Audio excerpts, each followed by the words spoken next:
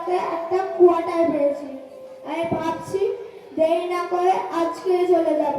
তোমার যা কিছু আছে গুছিয়ে নাও। কি বলিস? দুদিন আগে থেকে বললে আমি সবকিছু গুছিয়ে গাছিয়ে রাখতে পারতাম। এখন এত কিছু তাড়াহুড়ো করে কিভাবে গোছাবো? আসলে হয়েছেটা কি জানো, আমি ভেবেছিলাম পুলিশের চাকরিটা হয়ে যাওয়ার পর তোমাকে একটা সারপ্রাইজ দেবো। আর তুমি তো জানোই পুলিশের চাকরি, ওই যে একটা সুগুন লেগেছিল না পিছনে। আচ্ছা ঠিক আছে, যা হয়েছে ভালো হয়েছে। তুই আমাকে একটু সময় দে, আমি সবকিছু গুছিয়ে গাছিয়ে বের হচ্ছি, কেমন? আচ্ছা ঠিক আছে না।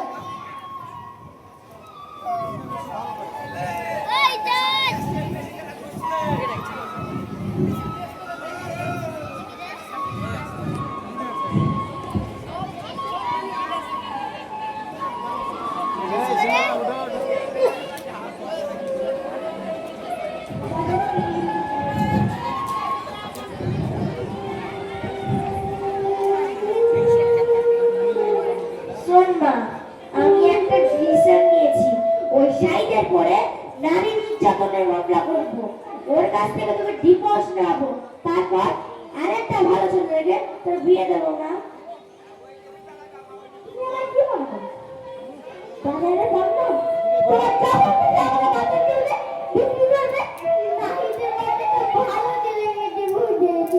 তোমার কাছে শুধু তোমার ক্ষমতা। ওই বদমাশটির নাম মুখে নিবি না, ওই কারণে তো জীবনটা নষ্ট হয়ে গেছে। ও কি করেছে? ও কি করেছে? ও তো খুবই করেছে। বরং আমরাই অপমান করেছি, অপমান করেছি, গালাগালি দিয়েছি, মেরেছি। অল্পে সব মুক্তি করেন করেছে করেছে। আমার দিকে দেখো, আমার দিকে তাকিয়ে কথা বলো। বলেছে বলেনি।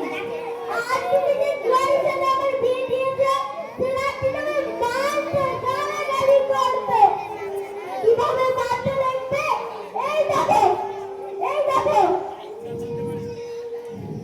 এই দেখো। না মা, না, না। এ আল্লাহ, এ কি করেছে আমার মেয়ে? আমি শাস্তি দেবো, আমি ওকে কঠিন শাস্তি দেবো।